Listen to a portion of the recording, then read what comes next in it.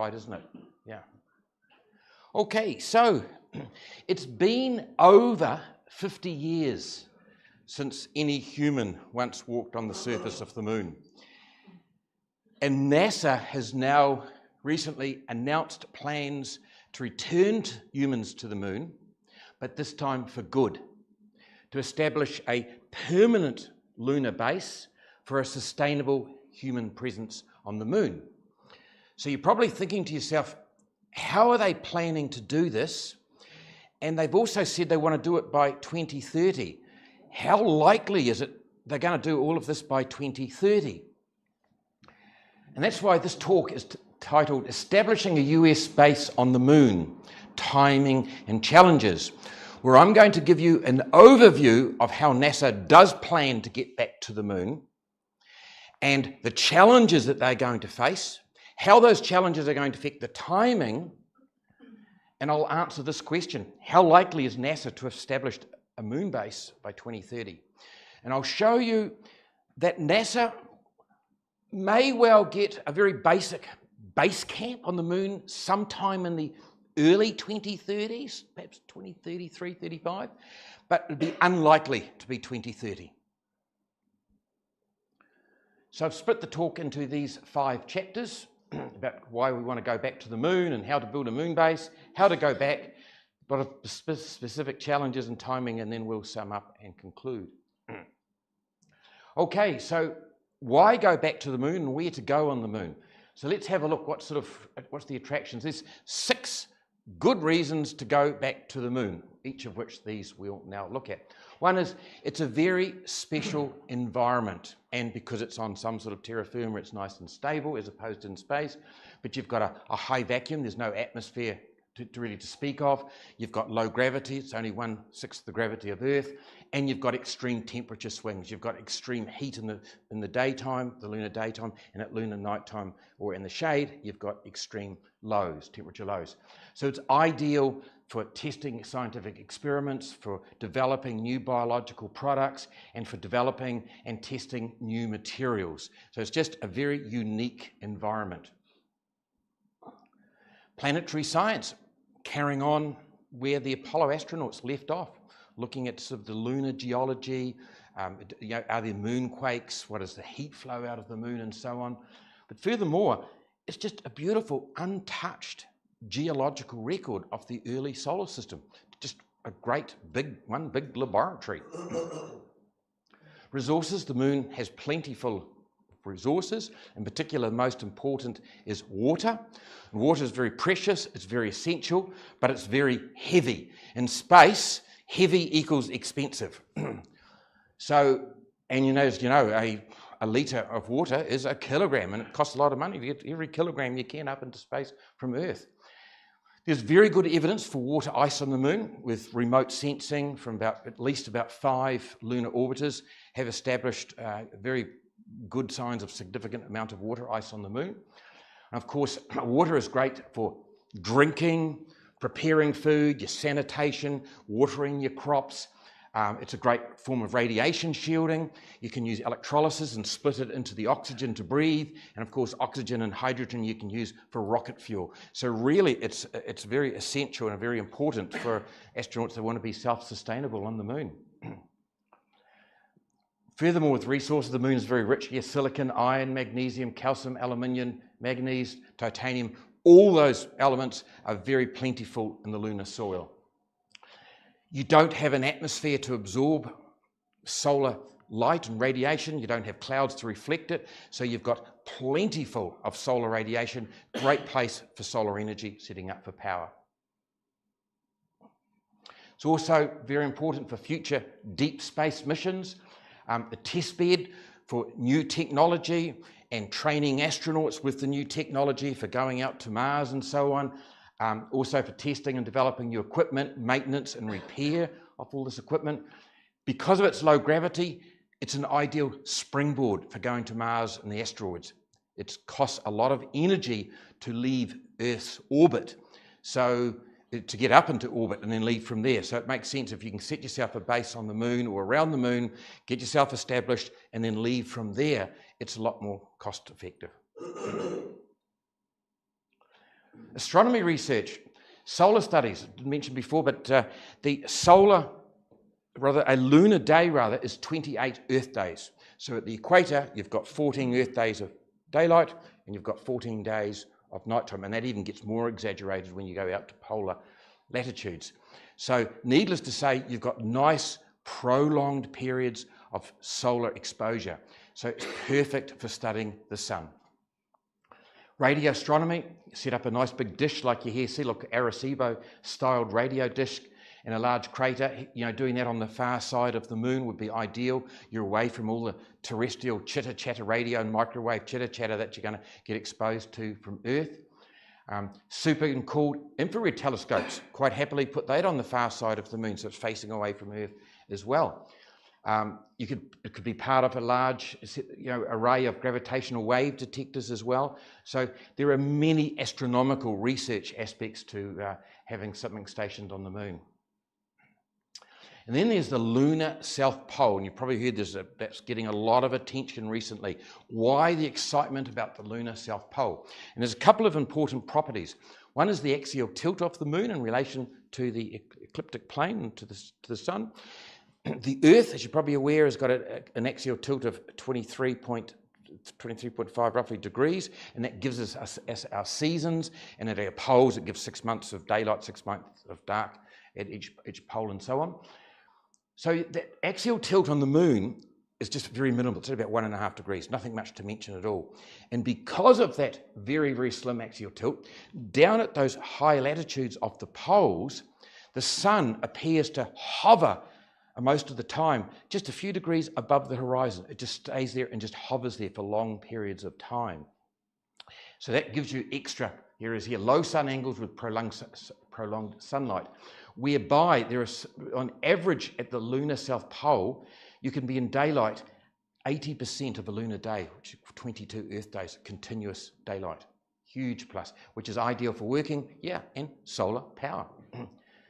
Rugged terrain. There's a lot of really deep craters with really high crater ridges around the lunar South Pole. So the high ground areas where you get these big crater rims, there are regions there 90% illuminated. In other words, 25 straight Earth days of daylight. Perfect for solar power, perfect conditions for working in. And in contrast to that, the deep craters that have caused those big crater rims, they go very, very deep, and they have what they call PSRs, or permanent shaded regions.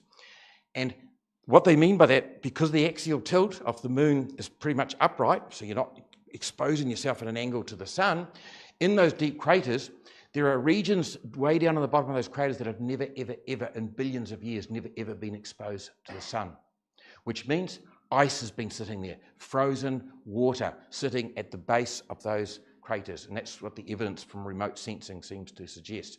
And two important reasons. One is you're going to use that water for all the reasons I mentioned, but two, wow, that is water, pristine water, preserved from about 4.5 billion years ago. That's important to know about and to study. And I've put this is Shackleton crater here, nice image. And Shackleton crater sits pretty much bang on the lunar South Pole. And you can see here, way down here in the depth of this sort of dark, cold shadows, billions of years of trapping ancient water ice, which will be great to use, great to study. And look at these huge big mountain rims here of the crater that are just bathed in sunlight for 90% of a lunar day. So that's good reasons why to go to the lunar South Pole. How about what sort of challenging conditions are NASA and the astronauts are going to meet just in general by living on the moon? And there's really 5 here, which we're going to have a look into each one. First of all, there's no atmosphere to speak of on the moon, which means there's no oxygen for you to breathe. There's no atmospheric pressure to hold your body fluids together. We take our atmosphere for granted, but that sort of moderates our temperatures on Earth. So you're going to get those extreme temperature swings, really, really hot in the sun, really, really cold in the shadows and at nighttime. Temperature ranges at the equator from anywhere. So this is at the equator where it's most moderate, from minus 130 degrees cold right up to 120. That's a massive swing in temperatures. Yeah, they get so hot. There's the astronauts, in the last few days before they left on the moon, remember Apollo 15 astronaut David Scott, he happened to notice his wristwatch was melting into a spacesuit. That's how hot it was getting there during those lunar days. Get very hot. That, of course, is a challenge to astronauts, but it's also a challenge to sensitive electronic instruments. So you might think, okay, the astronauts can put on a nice spacesuit. We're going to talk a lot about spacesuits later on and the problems, but a spacesuit is essential for protection and life support for the astronauts. But you also got to stop and think, today's instruments are all really sensitive electronic instruments, and that is going to be a problem as well for these temperature swings. So radiation exposure, because you've got no atmosphere, you've got no global magnetosphere either to deflect all these charged particles coming from space. So the astronauts on the moon are going to be exposed to intense solar ultraviolet light. Also really high energy charged particles they come and burst from the sun in terms of solar particle events, from solar flares and coronal mass ejections, but also just a low flux but really, really high energy, high damaging particles coming from just within the galaxy from all directions from high energy events like supernovas. So the Chinese Tianzhou 4 craft recorded in the space of a week about 22 millisieverts. I won't go into millisieverts now. That's something we talk about when we talk about the hazards to astronauts of long duration spaceflight. But needless to say, you extract that out to 300 millisieverts for 3-month exposure. Just take my word on it. For a handful of astronauts, that's the maximum exposure that they're allowed to get in the entire career as an astronaut. That's a significant amount of radiation, 300 millisieverts. So that's that's of course without protection. So to counter that, they're going to need proper suits, which we'll talk about. Safety vests, polyethylene. We talk a lot about that when I talk about protection against radiation, specifically with space travel. But other things to think about is timing. Is maybe when the sun is less active, you may want to go to the moon at those times.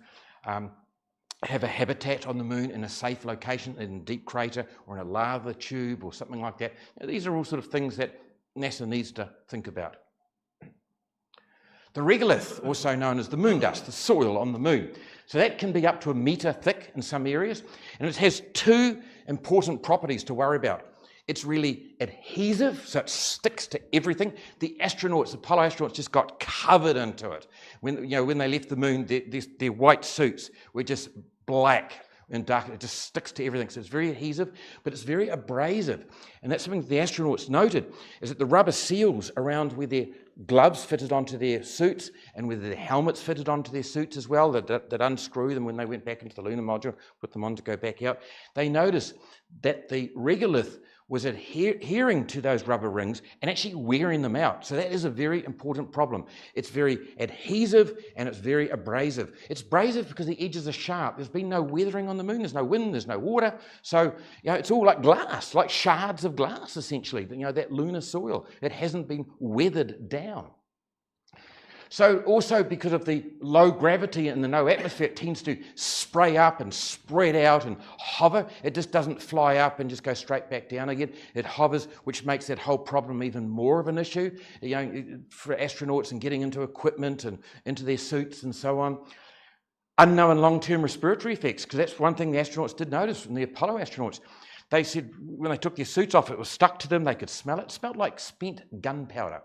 But it got into their nostrils and stuff, and of course they were only exposed to it for a short space of time. They noticed they had hay fever from it, but we don't know the long-term respiratory effects of it, so that's really got to be addressed. So they're going to need some filtration systems in their habitats to take care of that. And once again, think about the equipment.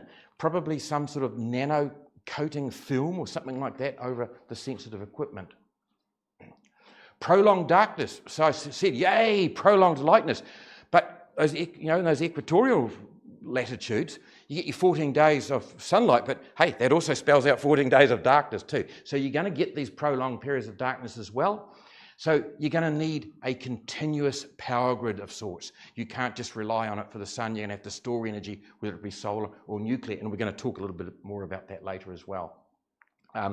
Planning your landing times for the number of days. So you're going to land in an area that's going to be in daylight. If you're going to be on the moon for a week, then you choose an area that's going to be in daylight for a week. And we're going to talk about solar and nuclear power, but those are going to be the main forms of power on to power their grids. Now, the lunar South Pole, I've told you, all the advantages of it and why everyone's interested and why the big race is to go to the lunar South Pole, but it does have its associated problems as well. Because of this, the angle of the sun at that low level, you've got the rugged terrain, you've got those harsh, permanently shaded region conditions, you get long, distorted shadows because of that. And that can be very disorientated. It can be very disorientated for a spacecraft coming into land, but it can be very disorientated for just an astronaut going about his business, doing his work.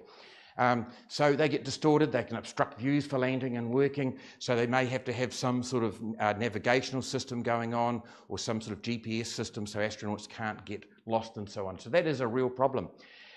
The temperature extremes at the lunar South Pole, down to minus 200. That's minus 73 degrees Kelvin. Think about that. That's cold. And it only gets as warm up to about 55 degrees Celsius, as opposed to the 120 at the equatorial regions. And inside those permanently shaded regions, and they're in constant darkness, way down in the depths of these craters, but it gets down to minus 250 degrees Celsius. That's what, 23 degrees Kelvin. That's cold. Though my daughter from a student flat in Dunedin wouldn't say that. Okay, so that's why we want to go back to the moon and the hazards relating to going back to the moon. So how about how to build a moon base? Some principles in logistics if we're going to do all this. And I've split it into these sort of 4 things each, which we'll talk about. And essential to building a moon base and establishing ourselves on the moon is this whole business, what we call in situ resource utilization, ISRU. In other words, living off the land. That's going to be crucial if this is going to be successful. It reduces, as I've mentioned, for the water, it reduces your reliance on supplies from Earth, which is very expensive and can be with its problems. The moon is full of resources, particularly that crucial one of water, minerals, solar energy. So the developing these new in situ resource utilization technologies, which will be essential, and there's 3 main ones, and they are developing them now. They're not just thinking about them, they are well underway, and it's something I really want to impart 2 things here. These technologies are well underway. There's companies out there under contract from NASA developing them, proving the concept they work, but having said that, it's still a big ask. So let's have a look at these 3. First up is creating cement and resins and new materials from that regolith, that lunar soil. And how they experiment on Earth, they use what they call lunar simulants, and which means they analyse the lunar soil brought back from the Apollo astronauts. They get what they can from Earth and try and recreate that lunar soil, false lunar soil, the best they can. That's still an expensive and not an easy thing to do, and it's still not simulant is very expensive stuff, but that's how they get around it. They don't just rely on what the astronauts brought back. That's for study. But so they use what they call lunar simulants. They're trying to create, okay, how can we make resins and cements and new materials from that soil? The other thing is they're working on right now, which you're going to see a video on that later on, 3D printing. Get 3D printers up there so you can start building blocks and pavers out of this new material. And there's a Texan company called Icon, which is doing this right now. They're actually building homes, other in industry type buildings. There's also a Mars analog building that they've built as well for astronauts who are training to go to Mars, who need to be in isolation. So there's a company called Icon in Texas that's actually working on this technology and actually building homes now out of steel, concrete, and plastics and the like. So they're working now trying with this lunar simulants, how can we create these building blocks and develop them with 3D technology, 3D printing. So then there's the process of what we call sintering, which means melting the regolith without it boiling away, but melting it down to create nice, hard, stable surfaces. In other words, much like laying down concrete or something like that. Once again, trying to do that with the regolith so they can make roads and paths, maybe a big landing pad as well. So they're working on this technology as well, and hopefully get the 3D printers up there and creating all this with robots and 3D printers. So yes, it is, there is a lot, this sort of stuff is advanced, but yes, it is a tall order to get done. It's still going to be a significant challenge. So that's building a lunar base by essentially living off the land. Okay, the 3D printing on the moon and building, habitats, landing pads, roads and so on, that is going to be essential. Yeah, and there's multi-million-dollar projects that are going on right now, in particular with that company Icon to do it. Project Olympus is what they're calling this, designing it for the moon. And I think I've got your little video here. Now, I thought I'd mention in here too how you might say, well, if they're going to do this sintering or melting, how are they going to do it? And there's two proposals. One is usually get some sort of magnifying lenses and use that intense solar heat, focus that down to melt the regolith, or also just using lasers. So that's the technology that they're trying to work on at the moment. So here's just the 2.5 minute. The lunar lander has detached from the rocket launch and is on course to Shackleton's crater, the moon's south pole. Inside the lander is a cylinder which contains an inflatable dome and 2 robot 3D printers.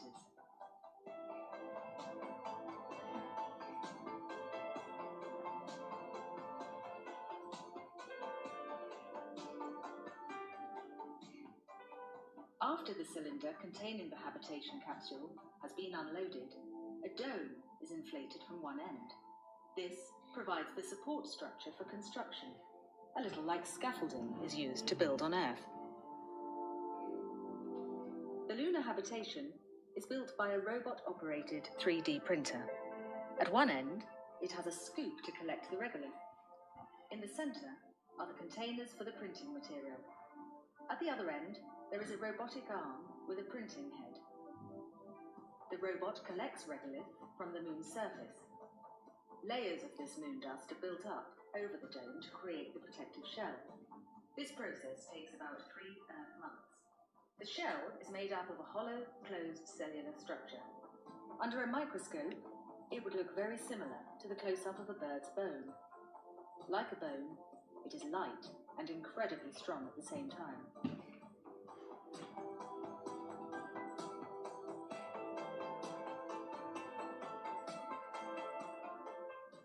When the lunar base is complete, it can house 4 people. Inside the dome, they are protected from meteorites, gamma radiation, and high temperature fluctuations. The original capsule functions as an airlock and technical support module. The skylights draw daylight into the living and workspaces, which are sheltered within a pressurized enclosure. This method is a pioneering advance in space-age construction. At Foster & Partners, we're used to designing for some of the world's most extreme climates. We often use materials found locally to create sustainable buildings on Earth. While the moon is an exciting new territory for architecture, the value of this logic endures. So that really gives you a bit of insight that it's just not big pipe dreams. They're actually working out how to do this sort of stuff. That lunar base that you showed there is probably a little bit more advanced. That sort of stuff is, as you can see, they've worked out how to do it, and it's going to be relatively straightforward in the big picture, but you'll see also NASA's moon base, or its first base camp, is going to be a little bit simpler than that. But that gives you sort of a flavour of it. Was the sound okay? Could you hear it? Yeah, cool. Okay, and I've just got another one here of just using bricks at the landing pad. This is just a minute, and how robots and 3D printers will work. Resources.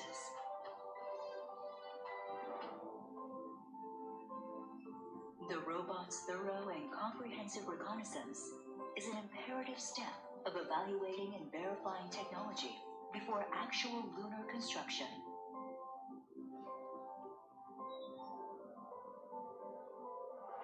Based on this verified technology, robots with construction equipment make their landing.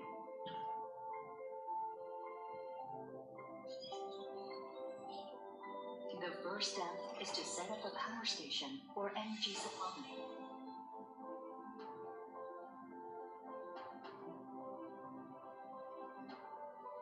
And next is the construction of a landing pad to prevent the occurrence of dust, which could be deadly for astronauts. And the construction of a blast wall for protection from meteorites.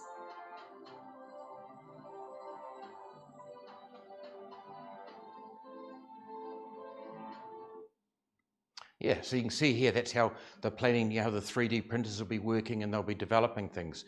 So it's something they're very actively thinking through and working through logistically. Okay, so that's printing on the moon. Let's have a look at an ideal lunar base requirements. If you're going to build a lunar base, what sort of ideal things? And I've split it to two, the landing pad and the base site, and then the habitat requirements. So let's look at the landing pad and the base site.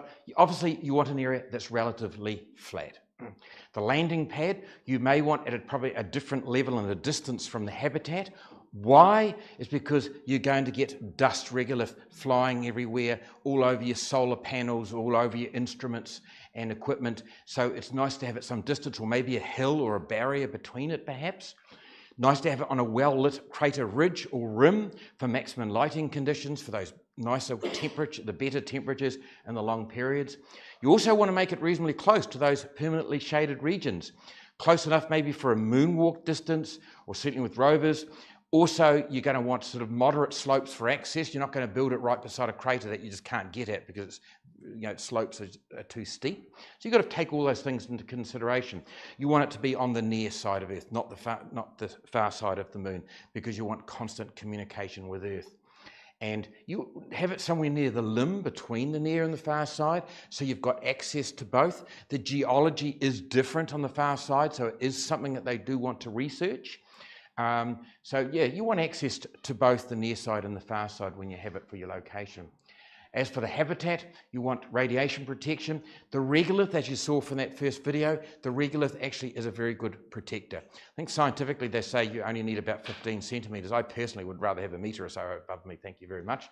But power generation, so initially solar power, probably get some sort of solar power up first. It's going to be the quick and easiest and the easiest technology that that we've already sort of reasonably well developed.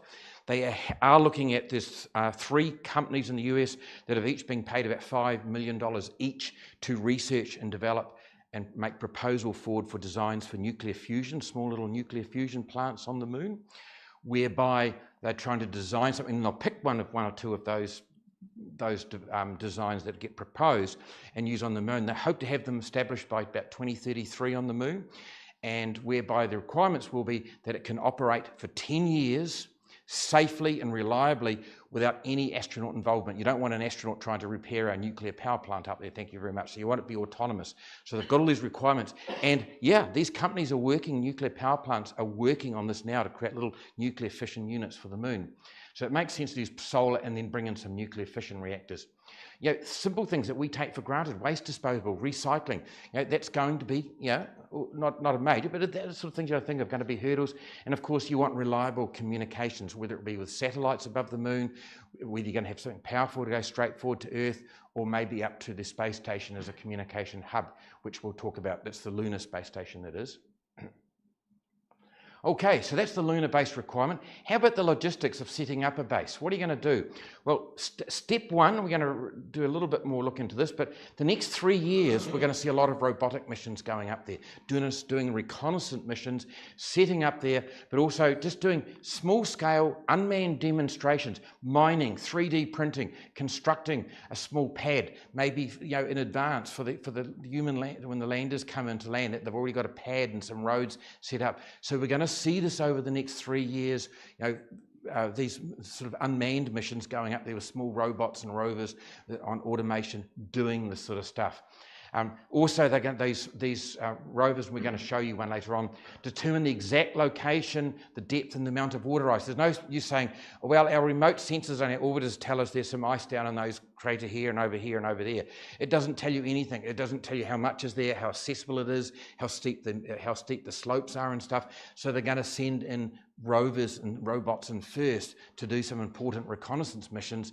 So when the humans decide when they're going to land, they're going to be land in areas where they know where the money is, where there's good, accessible, plenty of frozen water ice. In particular, that's called Viper, the volatile, investigative Polar Explorer rover. They have fun making up those acronyms, don't they? So that's the Viper, which you'll see that shortly in a slide. So we're going to see that. Step 2 will be then bringing in, you'll see this later on as well, this is this SpaceX's human landing system called Starship, and they'll bring these large landing systems in, starting to bring in some initial sort of material to get the whole base, you know, to get it underway. Step 3, starting to provide some shelter from solar flares and storms, you know, by having a layer of regolith over it, and that's when they may even look at perhaps having some habitats tucked away in a lava tube or in a deep crater and so on. Step 4, setting up these permanent continuous power sources for ongoing construction and mining, and so also you've got heat and energy during these prolonged night periods as well. And I've mentioned here the contracts and development. They're both underway, they're advanced. Step 5, start using the 3D printers, starting to create some solid building blocks with the lunar soil that you can start building your habitats and your roads and your landing pads and so on. And then step 3, mining and building by then with local materials will continue and will quickly pick up in scale. So those are the recognised 6 stages or steps in building a lunar base. Now, so that's all setting ourselves step up. How to go back? How is NASA planning to get back and get all this underway? And I've split it into these sort of 4 ones here, the goal, NASA's formal goal. Then we're going to look at the hardware and the plan. We'll look at the missions and the schedule, and then we'll look at some potential landing sites that NASA's eyeing up. So the formal goal of the whole idea from NASA, is to establish a permanent, sustainable presence on and around the moon by 2030. So 2030. And I'll just qualify that. That doesn't mean to say have astronauts there all the time. Like, you know how the space station astronauts come and go and there's always astronauts there. They're not saying that. They just want a sustainable human presence whereby astronauts can come and go, but the moon base is always there and established, and astronauts can come in, spend some time on it, go. Another group of astronauts can come in at a later date and so on. So that's what they're referring to. And as I alluded to before, that then will lead to astronauts going to Mars by sort of perhaps the late 2030s or more likely the early 2040s. Okay, so that's the goal. How about the hardware and the plan? And it's actually split into 2 programs. Most of you probably would have heard of the Artemis program. It's getting all the publicity. But there's another one. It's NASA's what they call CLPS program, or Commercial Lunar Payload Services. And this is very, very essential. It's what I was alluded to before, what's going to be happening over the next 3 years or so, whereby NASA has got these CLPS programs where smaller commercial companies are building these small but compact landers, about the sort of big size of a human, these landers that are going up onto the moon, and these landers are packed with scientific equipment and small miniature rovers from NASA itself, universities and other scientific and research institutions. And they're packing these landers going up there. The Peregrine, that was I think in February, that never reached the moon. Then you've probably heard of the Intuitive Machines, the Nova Sea lander, I think that tipped up on its side. They're going to get better at this. But very excitingly is the Griffin lander, which is due to be from Astrobotics Technology. That in November this year, it's scheduled to land, and that's going to have that Viper rover in it, and which I'll show you shortly. But the point being is that allows these companies to get on and do what they do best. Small commercial companies do what they do best, which is innovation and efficiency. That's what they're good at. And they can do that with these landers, with these little rovers and scientific experiments to do all this reconnaissance missions before the humans get up there. That in turn frees NASA, frees it up to do what it does best, which is with big money and big budgets, works on the huge big projects that have higher risk, and they can afford to take those big financial risks. So it works both ways. So that's the rover there, the Viper rover, that's going to be landing and driving into these permanently shaded regions in November this year, about the size of a golf cart, and it'll be able to drill up to about 1 metre. And it's, to detect, map out the distribution and the concentration of the water. So let's have a look now at the Artemis program, at the hardware. And really, the hardware really consists of, we're going to be talking about 2 launch systems, 1 lunar space station, if you will, gateway. We're going to be talking about 2 separate human landing systems. We're going to be talking about 1 surface habitat module. We're going to be talking about 2 rovers and 2 sets of spacesuits. So that's where we're heading with all this. That's sort of, in a nutshell, all the hardware involved with this. So this is Artemis 1. This is known as NASA's SLS, which is or Space Launch System, and this is Artemis 1 sitting on the launch pad before it was launched late 2022. And you've got this big orange thing in the middle. That's the core stage. That's fueled, or rather I should say powered by 4 RS-25 engines, which is from Space Shuttle technology. It's got 2 solid rocket boosters attached to the side. Once again, NASA, rather 1970s and 80s Space Shuttle technology. You've got the second propulsion stage up here, and then you've got your service module and your Orion capsule underneath this emergency launch system here. So let's have a close look at this. Now, the other thing I'll mention here is there's 3 blocks of this, or stages if you will. This is what we'll call block 1, which is the basic one, which will be the first 3 Artemis, this is Artemis 1, Artemis 2 and Artemis 3. Then there's more bigger and more powerful versions of this that have been developed by NASA that are planned, the 1B block and the 2 blocks. And like I said, they are bigger and more powerful, and that will be from Artemis 4 onwards. To give you an idea of size, it's about 10% smaller than the Saturn V that took the Apollo astronauts to the moon, but it is 15% more powerful. And you're looking at about 100 meters high. That's a reasonable height. So this is an artist's impression of it going into orbit. It's been launched up, and here you have your single use.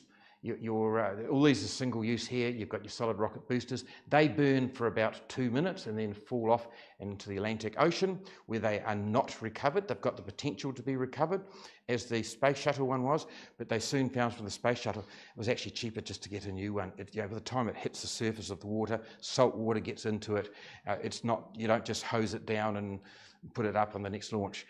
So it's actually cheaper. So they're actually just letting it go into the ocean and not recovering it. So it's not reusable. The same with the central core stage here. That burns for about 8.5 minutes and brings it up to orbit.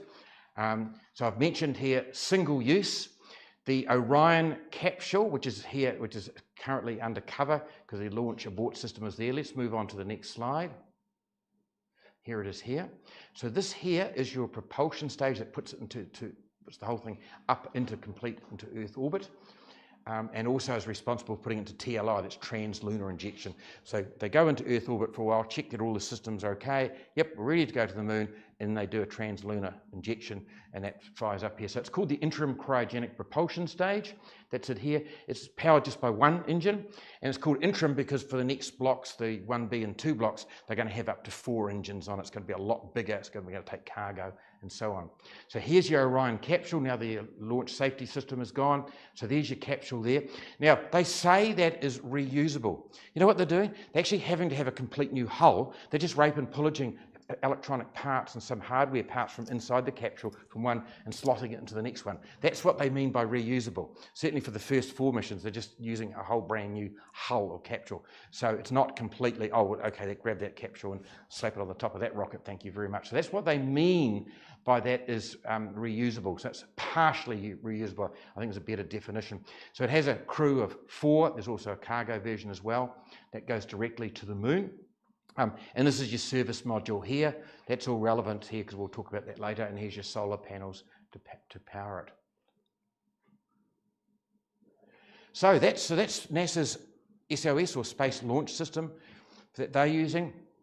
The other launch system is by SpaceX, Elon Musk's SpaceX Starship system, which consists of 2 stages. That's 120 meters high. You know, that's about 25 stories of a building. You imagine standing next door to a 25-story building.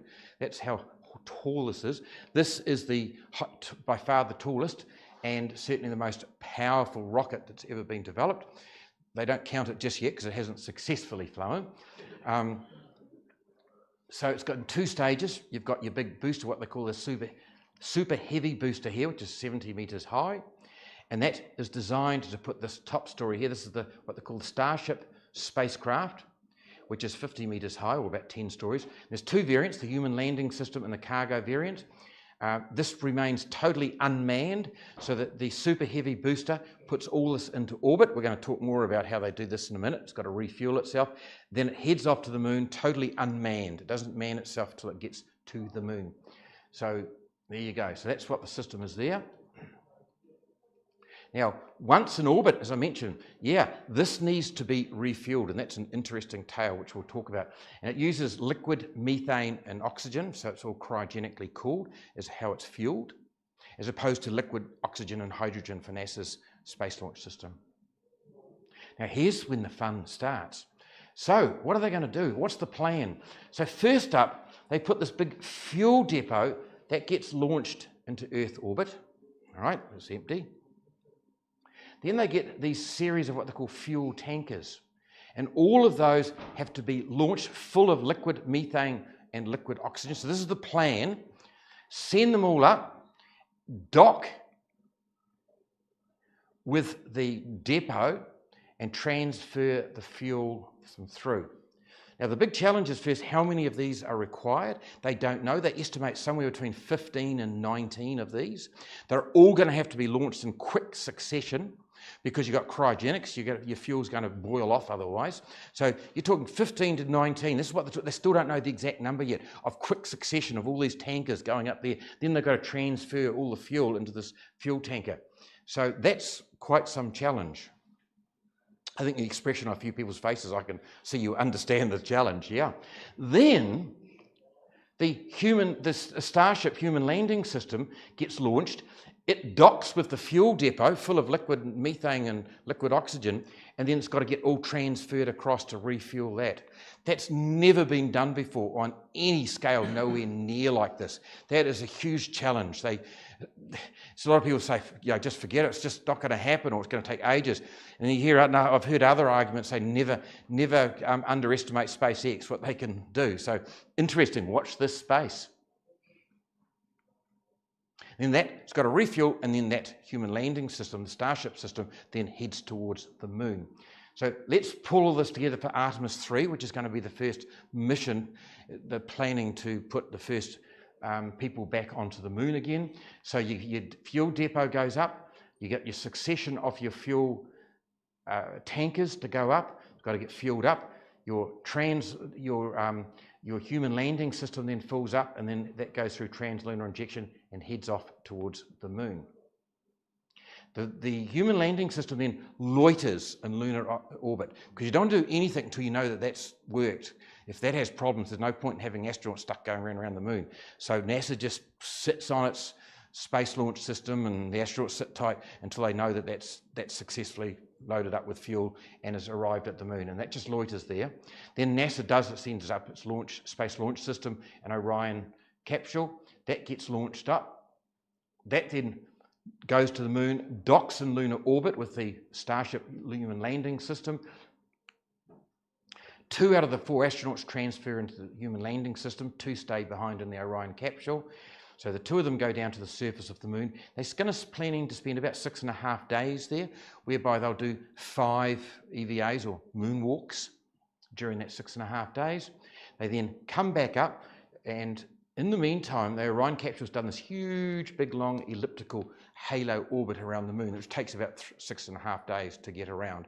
So it all tees up. They dock in again. Those 2 astronauts have been onto the moon, go back into the Orion capsule, and then head back to Earth. And the whole lot will be they estimate maybe up to a 30-day mission. So that's the plan. It's quite some complicated ordeal, isn't it? Okay, so that's the 2 launch systems. Then I mentioned, that the lunar space station, or lunar gateway as it's called, and this is the first extraterrestrial space station.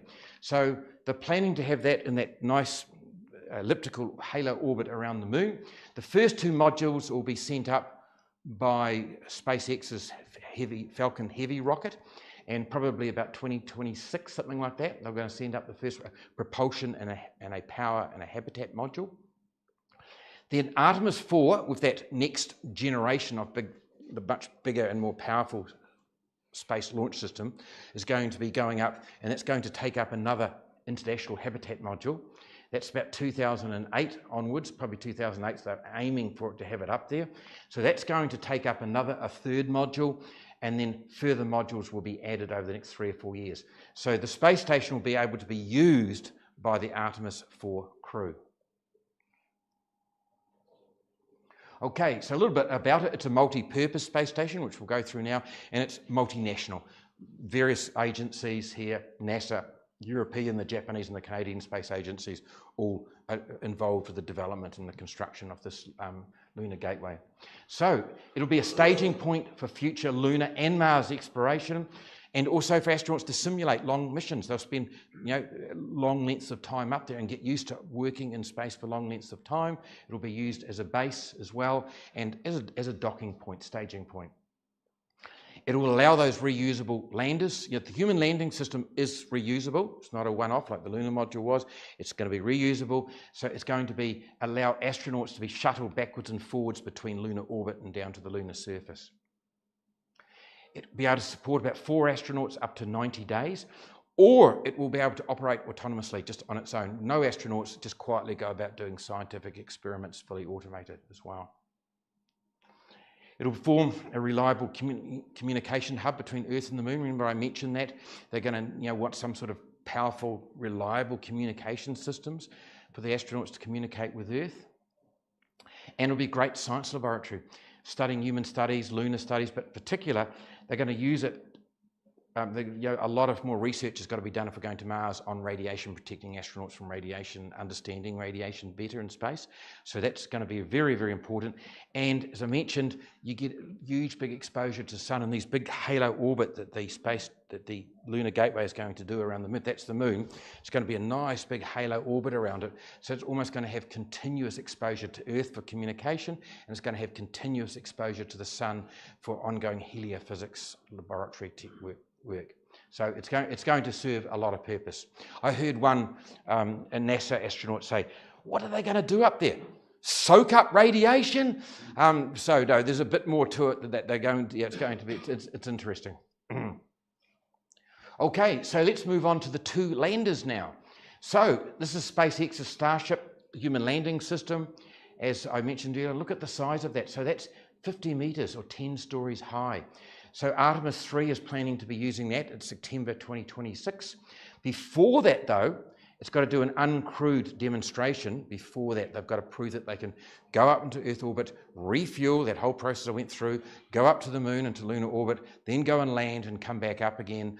And they've got to prove that they can do that before September 26. And they're still having trouble, they're still trying to refine it and getting it into Earth orbit. So that is 2 scale. God knows where the centre of gravity is in that. Look how high it is. But anyway, that's another big picture there against the Apollo lunar module. So that the Apollo lunar module there, look how huge that is. They've got a big elevator shaft that they go up on the outside of it there, and there's the astronauts and the small rovers there. So it just puts it in perspective what they're planning. So they want before September 26, which is only, 2.5 years away. Before then, they've got to do an unmanned version of it, and then they hope to have it manned by then. So that's quite a tall order. So there is another lander, Blue Origin's Blue Moon lander. It's a lot smaller, so it's about 16 meters. That is also reusable. That is refueled in lunar orbit, so it doesn't have to do some big fancy Earth orbit refueling process before it goes up.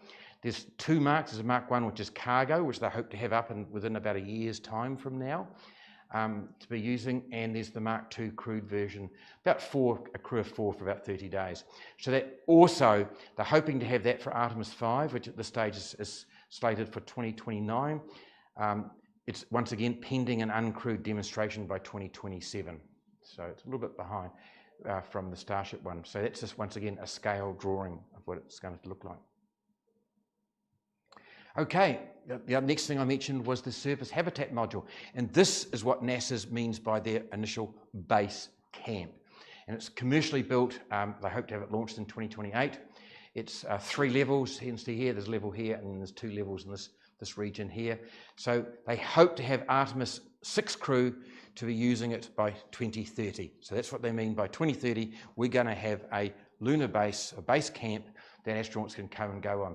So they hope to have a crew of 4, be able to handle a crew of 4 living and working for over 30 days at a time in it. So that's the plan. The other thing I mentioned was 2 rovers. So there are 2 rovers planned to complete the whole base camp concept.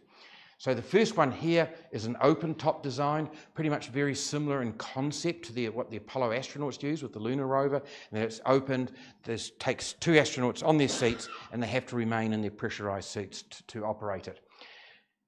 It's also going to be fully automated, and this was inspired by the rovers, the success of the Martian rovers, how successful they've been to be fully automated. This will be the same. So when the astronauts leave it, they don't just park it somewhere and off they go for the next, wait for the next crew. No, it'll remain fully automated while no astronauts are there, and it'll just quietly go about its business doing scientific experiments, just as the rovers on Mars are doing now. So this is planned for Artemis 5 as well. This was just only last month that NASA announced that they've selected 3 companies to go away and design and develop some concepts and come back to us in a year's time and we'll have a look at them. So that's that rover. And there's this one here, which has been developed by the Japanese Space Agency and Toyota. And it's an RV type design that's fully enclosed and fully pressurized. So the astronauts can take off their suits and actually sort of live and function in it. It's a play on words because you're probably familiar with the Toyota Land Cruiser, so they've called it the Toyota Lunar Cruiser, a bit of a play on words there. So it should hope to take 4 astronauts up to 45 days, that they can take their suits off, live and sleep and function in it, put their suits back on, go for moonwalks. So it means that for up to 40 days at a time, all 4 astronauts can venture out big distances away from their lunar base.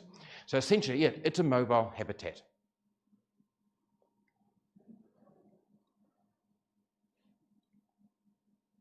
Then there's the spacesuits. So it's a whole new generation of spacesuits. There's 2 main sorts, and you're probably familiar with what this looks like. They call it the pumpkin suit, and this is for launch and re-entry. The astronauts use, and it's a survival sort of suit. It may look vaguely similar to the current orange suits that you see astronauts come and go in.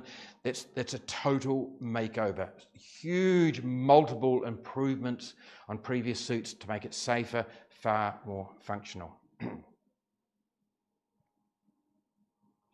And here is the suit that they'll use for spacewalks and for moonwalks. And this is developed by a company called Axiom Space. And they use the Dragon capsule and so on from SpaceX. So they're very much involved in the space program. So they had the contract and they went ahead and built the extravehicular mobility unit, which is for their moonwalks and spacewalks. Once again, huge improvements. It looks a bit different from the outside, but yeah, huge improvements, much more safer, much more flexible, easier to work with. But there's a problem. Remember, this took years to design and to develop and test. And then NASA said to them, we'd actually like to incorporate in there 60 minutes of extra oxygen capacity for emergencies. And actually went, they've got to go right back and redesign the whole spacesuits.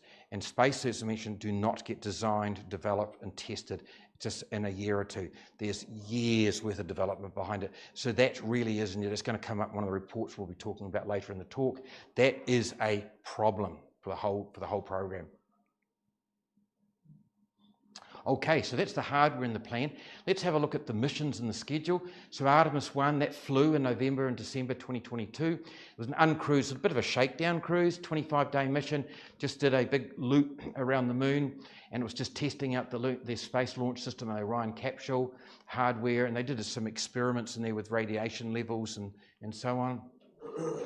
Artemis 2, was originally scheduled for November this year, crew of 4, 10-day mission just to do a lunar flyby, within about 10,500 kilometres from the moon. That has now been pushed out to September 25, to September next year. And that's going to be the theme of this talk from now on, seeing things just get pushed out, challenges, problems, and things getting pushed out. Artemis 3, originally planned for December next year, crew of 4 on that 30-day mission we talked about. There were 2 will land at the lunar South Pole, about 6.5 days. They were going to return with ice samples, and the purpose of returning with ice samples, bring them back to the laboratory, determine how best to extract the water from that ice and how best to extract with electrolysis the hydrogen and the oxygen to breathe, and the hydrogen and oxygen together as rocket fuel. So that's what they're going to bring the ice samples back. That has now been pushed out to September 2026.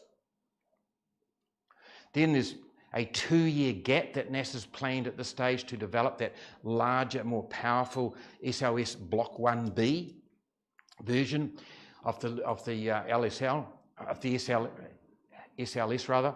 So that's Artemis 4, then that's going to be September 2028 is currently the plan.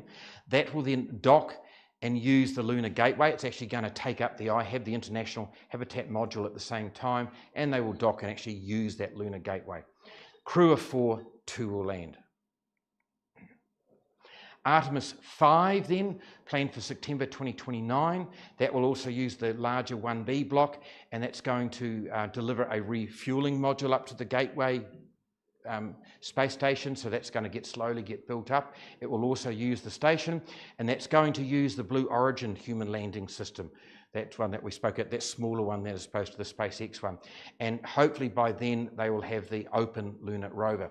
Now we'll mention another little point about these rovers. So NASA is getting smart, which we'll talk about, with its contracts, whereby they're not saying you go away and build something and then we'll pay you for it and we'll take care of it from there, thanks. No. They're saying we don't want to own any of that stuff. We will contract you to build that rover, and this is part of that contract for the open one.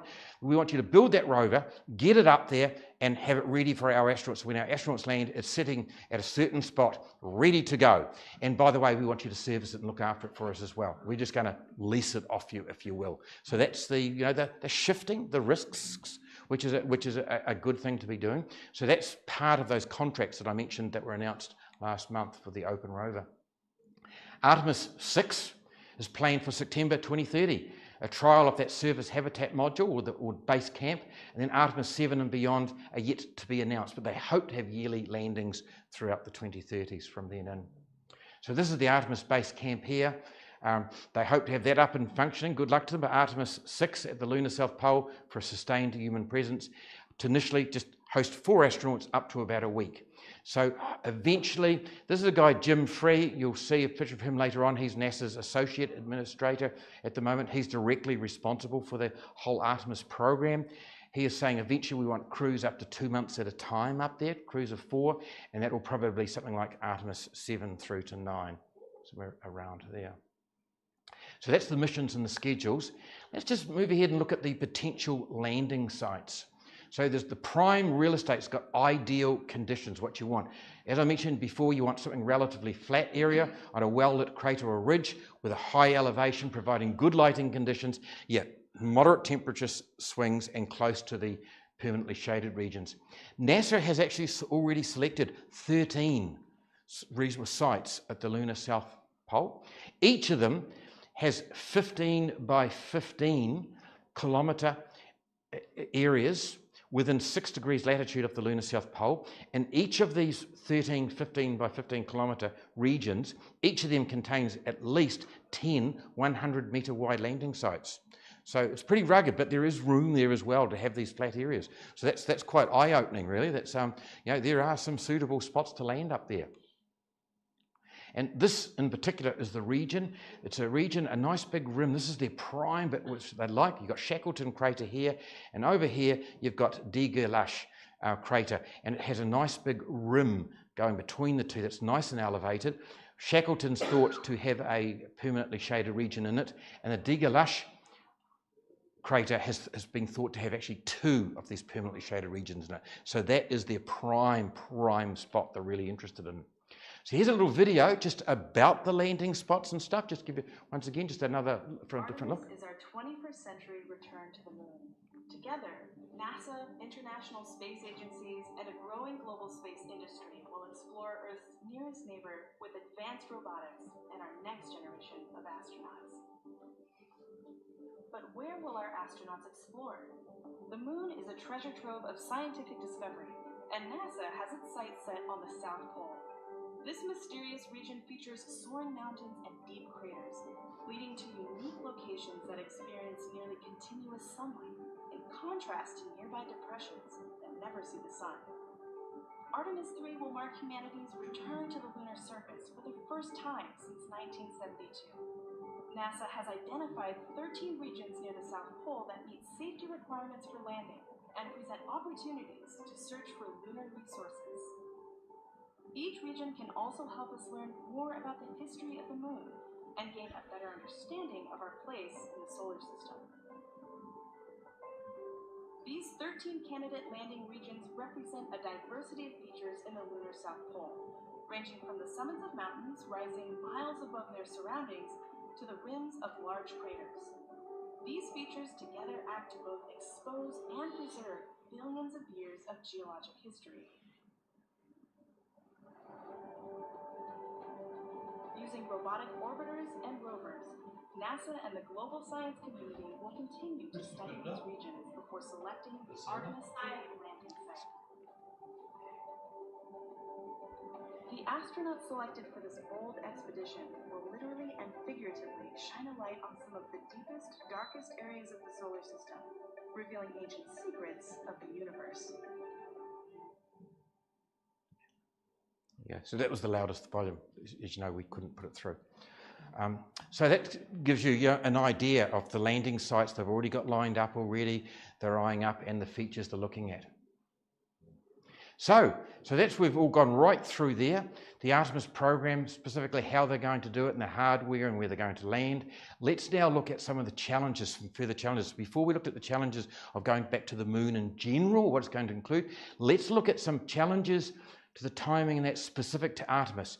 We're going to look at 6 general challenges that are going to be specific to Artemis, and then I've got 4 official reports that actually have officially looked into it, and that can be it's quite eye-opening. The bottom line is here, there's no showstoppers, but there's some real challenges lay ahead. So hardware and technological, will things be ready in time?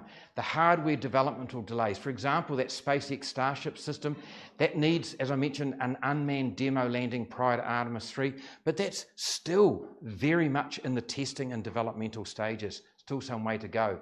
The technology developmental delays, as I mentioned, power, solar and nuclear fission, those are big hurdles. That they are advanced, there's contracts out, but they're still, there's still big asks despite that. Water extraction techniques. Artemis 3 is going to be the first one there to bring some of the ice back, and then they've got to work out what are the best ways to extract the ice. That's not straightforward. You've got the regolith sintering and the 3D building blocks.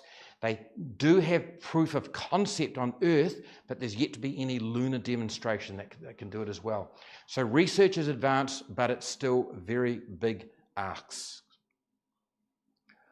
Success of each planned mission. You get a failed objective on one mission and it suddenly holds up all the other missions in the line.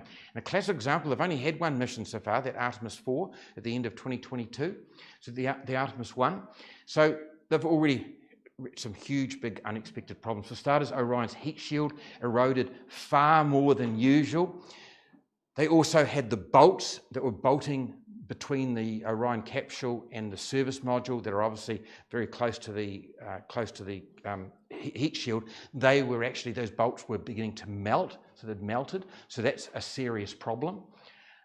Issues with the valve with Orion's life support system, electronic problems within the service module involved with ventilation and temperature control.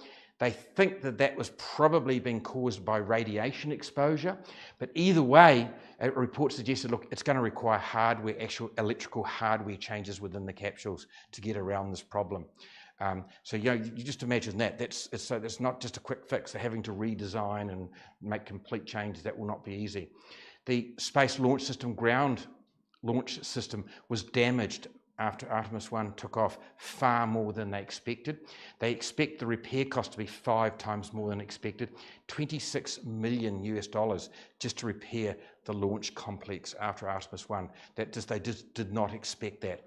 So once again, that's a physical, it's a time delay and an unexpected cost. Just don't hear about this sort of stuff in the press and what's going on over there and expect that. Such that it was announced in a teleconference in January this year by NASA that Artemis 2 then has been delayed till September 2025 and Artemis 3 till September 2026. And that's because of all these problems. And that's after your first mission. If there's a problem with Artemis 2, Artemis 3 is going to be further delayed and so on. There is actually talk, this is just hearsay, within NASA, no one said anything official yet, but that Artemis 3 may actually be just put to one side for the moon landing, and Artemis 3 itself be used just to test docking procedures and stuff like that, that they may not be ready to land on the moon, and that first landing might be put out to Artemis 4 and so on. So there's all sorts of potential delays. The other thing mentioned here, we take space travel for granted often, but it's high risk. And all it's going to take is some catastrophic event. God help us if we have another Apollo 1 or a Columbia or a Challenger type of disaster where you lose a crew. Bang, that spade will just go straight through the funding line straight away, and forget about any further missions for 2 or 3 years until everything's just put on hold and they've got to sort through and see what happened and get those problems sorted. So that's not even accounting for any catastrophic events. Gosh, hope nothing like that ever happens, but yeah. Infrastructure delays. The Artemis 4, as I've mentioned, is using that big, larger and more powerful SOS Block 1B to deliver that third gateway module. There are delays in developing that block. There's questions that may actually not even be ready till 2029. Furthermore, in the big mobile launch tower, that's got to be bigger as well. That is years behind just delivering the steel trusses just for building the launch tower for it. That is years behind schedule and well over budget. So Artemis 4 is at serious risk of being overdue, and that's scheduled for September 2028. So remember all these things in schedule just to have that lunar base by 2030. You can see it slipping away. Funding and politics, and financial costs. So over-optimistic leaders setting unrealistic timelines that just end up falling over. Donald Trump had a go at it. I think George W. had a go at it and stuff, just making these crazy suggestions. That's not helpful. And the other thing is, in the other side of things, you get non-supportive politicians. Look at JPL recently had to lay off over 500 of their technicians and engineers because of funding costs and funding cuts. Audits and budget overruns. The Artemis cost is projected to reach about $93 billion by 2025. Each launch of the Space Launch System Orion capsule, each launch costs $4.2 billion US dollars. So big costs, and it doesn't take much for a budget overrun. Each mission cost rises with each delay, because it costs, just because you're not launching, that not launching doesn't cost you anything. It costs money to have that rocket ready for launching and so on. So every time you delay, those costs just keep going up and up and up. Collaboration with multiple partners. Yeah, there's various commercial partners with the US and with international institutions and commercial companies. Each partner has its own set of problems and delays. Each one is reliant upon the other one and so on. Legal challenges to external contracts. And a classical example is that NASA said to send out its contracts to develop a human landing system, and they handed it to SpaceX, to their Starship system, and then Blue Origin put its hand and says, hang on a minute, you made us go through all of this. It's written in the contract. Legally, you're obliged. We developed a human landing system that met all your requirements. You're legally obliged to accept us and what we're proposing. So that went to court. And while that was in court, Starship legally had to put a halt onto all their development of the human landing system they had. They had to bring it to a halt. They couldn't do anything more on it until it was legally issued. And that's when the court said, okay, NASA, you are legally obliged to use both landing systems. So there's just those little challenges that send up further delays. And once again, all it takes is, these are all the different companies involved in the US, and these are some of the bigger international institutions, space agencies. So international competitors and legal claims, absolutely. That NASA and China, as I mentioned, NASA's interested in those landing sites at the lunar South Pole. China's looking at and eyeing up those exact same sites. So we've really got a bit of a space race back on again. Legal claims to landing and mining and commercial interests, they may hold up a lot of the stuff along the way. Just to give you an idea, there has been space treaties over the years, one in 67, Moon Agreement in 79. More recently, there's the Artemis Accords for peaceful and cooperative exploration of the moon, to all help one another, share your knowledge, what you're learning, help one another if someone's in trouble, and just be open and transparent about what you're doing and share what you're doing and be cooperative. That's been signed by at least 35 different nations. There are 2 countries who refuse to sign it. China and Russia refuse to sign it. Problem. Yeah. So having said that, that may stall plans, but also, just like the Apollo program, it may motivate political will to get up there. And you'll see what there's in particular, some of the politicians say, if we don't get up there first, the Chinese will beat us to it and we'll be shut out. They'll say, no, this is ours now, go away. So, okay, so those are your 6 general challenges specific to Artemis. So I've identified these 4 official reports, and let's have a look at these. The first one is the Government Accountability Office, or the GAO, and this was a report in September 2023, and identified a prominent issue with NASA. One is the ongoing cost for development of this planned Space Launch System block upgrades from the 1 to the 1B and 2 are not monitored to ensure that they fit within NASA's overall budget. They're just being developed and no one's really monitoring them closely enough. So NASA is, however, taking steps to improve the affordability, but it's too early to assess how effective they are. So let's have a look at some of their short-term strategies. One is they're really trying hard to stabilise the flight schedule. Every time you change a flight date, mission and hardware requirements and so on, that affects the program, the cost and the schemes and so on. For example, 2020 saw 4 changes over 10 months to the schedule. Every time you do that, it holds things up and it's expensive. 2, increase efficiencies. So in trying to improve the contracts out to these more smaller companies to make them motivate them to be more efficient, give them incentives, and that has been successful. When they make components for things like the SLS, a lot of the components don't meet the requirements and got to be thrown out, can't be used. So they've noticed a 49% drop in the components not meeting the requirements. So that's a significant improvement. Encourage innovation. So get these contracts who are making these, manufacturing these parts and pieces for spacecraft, to develop new, better techniques for making them, streamline their production, reduce the cost. And that has been successful with the SLS RS-25 engines they're using. The private companies who are making these are doing them more efficiently and the cost is less. And the other one, as I mentioned to before, is transferring the risk. So contract changes. So instead of using a fixed price, like go away and develop this particular component and we'll pay you $10 million to do it. No, or rather I should say, you go ahead and develop, tell us how much it costs you and add up another 25% or whatever you mark it up and just come back to us. The checkbook is open. This is saying, no, go away and do that. We'll give you $10 million to do it and come back to us when you've done it within that budget. Thank you very much. So they're passing that risk, that financial risk, on to these commercial companies now. So the companies then, of course, naturally start getting very good at better techniques, streamlining productions, and they're motivated to do things more effectively. So that's what NASA's starting to do. Then there's the Office of General Inspector. This is in October 2023. A report on NASA's top management. This was a very interesting report. And it identifies 6 long-standing complex challenges with the potential within NASA that have got the potential to upset this Artemis program. 1, returning humans to the moon. The expenses, as I've mentioned, is $42 billion for every launch of the Artemis 1 through to 4, on top of the $42 billion development cost. Technical issues that I've mentioned, the Artemis 1's re-entry, heat shield erosion, there's damage to the infrastructure, not to mention all the electrical problems that they're having as well. So the whole returning humans to the moon system is starting to show its problems.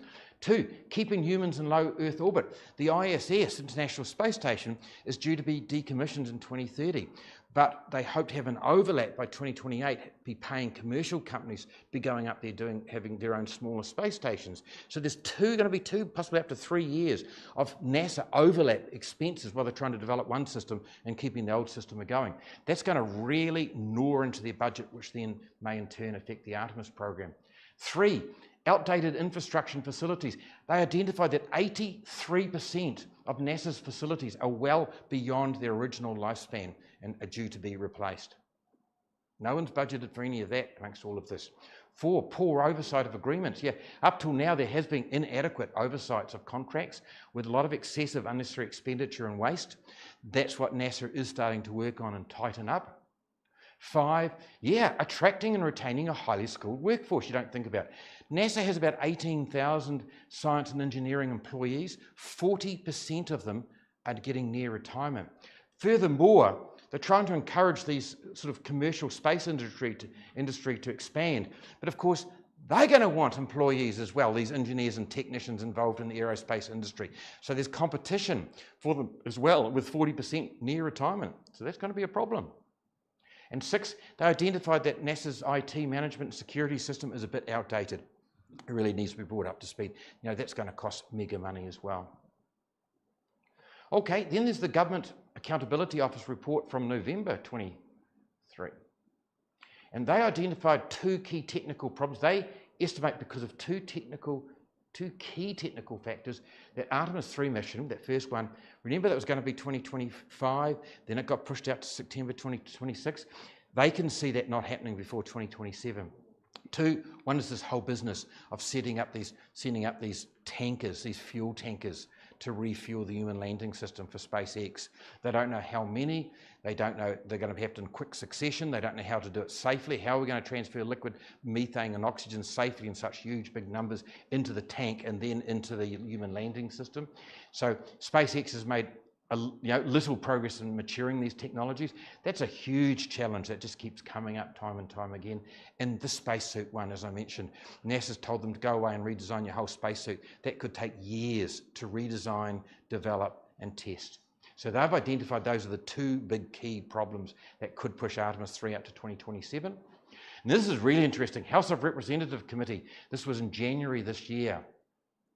And it highlights how you get 4 people who've got really good insight and knowledge of what's going on, how there's totally contrast in views and opinions on the whole system. So the committee chair, Frank Lucas, he sort of points out NASA has China on its heels aiming to have astronauts on the moon by 2030 as well. And he makes the statement, the country that lands first will have the ability to set a precedent for whether future lunar activities are conducted with openness and transparency or in a more restricted manner. So he's highlighting this whole space race, guys. Hey, this is a problem that we need to get, we need to get behind this as a country and push things along, much like JFK did with the Apollo. Then the NASA Inspector George Scott, you'll see him later again in a few minutes, and the Government Accountability Office Director William Russell, they identified challenges of an ambitious launch schedule, lack of timeline transparency, and Artemis costs. They sort of estimate it could get out to $93 billion by 2025. So their concern was things are a bit over ambitious. Catherine Kerner, the Deputy Associate Administrator for NASA, sort of reassured that NASA's working to overcome, we're aware of all these, we're still on track, everything's fine, guys. We're doing okay amongst this lot. But this guy here, Mike Griffin, he's a business consultant and an ex-NASA administrator. And the NASA administrator is like the NASA president. He's the top kingpin. So he's been one of these guys, and he perceives, look at this, the Artemis program is excessively complex, unrealistically priced, compromises crew safety, very high mission risk of completion, highly unlikely to be completed in a timely manner, even if successful. Pretty serious words. So those are the 4 official reports. This is just an amendum, because this came out, this was a 60 Minutes interview from March last year. You can go and look it up and look at the whole interview on the internet, on YouTube there. But so this is George Scott, and his concerns, 2 concerns, was the cost of $42 billion per launch. He said, that is just unsustainable, and all the stuff is just non-reusable, single-use stuff, $42 billion per launch. He said, that is just unsustainable. And he also pointed out this whole business of Starship and this low Earth orbit refueling. He said, that's going to take a lot longer to perfect than they're aiming at. And he sort of, in the interview, if you go and have a look at it, he says, look, we all need optimists, but we've got to be realistic as well. NASA's so optimistic, but you've got to be a realist as well. It's going to take a lot longer to develop. That's a really good interview.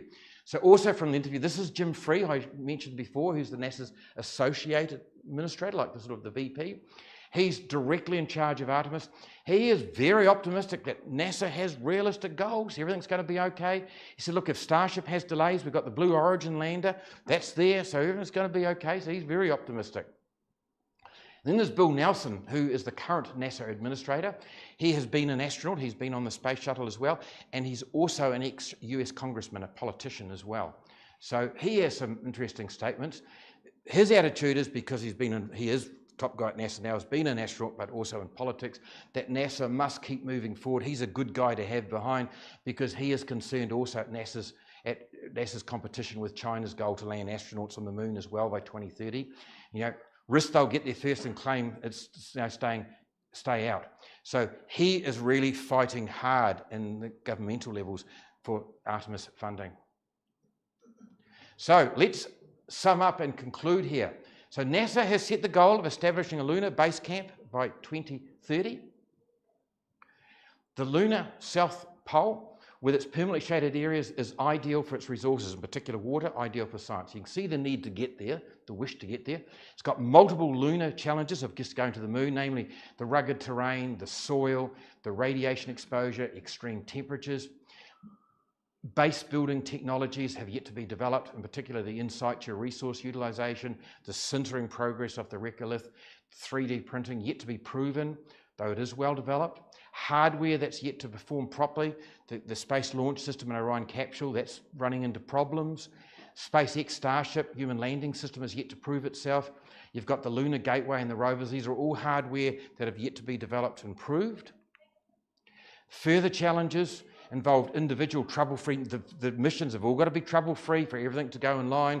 You've got funding and politics challenges. You've got potential rising costs. Official reports identify issues, particular the Starship human landing system and the moon walking suit developmental delays. You've got the governmental report from November last year that realistically puts Artemis 3 at 2027. And that's, some people would say that's been a bit optimistic. So you've got these very inspiring optimistics like your Jim Free and your Bill Nelson rather at NASA, but you've got these so-called, call themselves realists like George Scott, who's the chief auditor, and Mike Griffin, who's been a previous NASA administrator. They point out the complexity of that whole human spaceflight, and they're saying, look, we can do this, but expect serious delays, guys. So allowing 2 years between missions probably is more realistic for development of that 1B2 block and its associated infrastructure.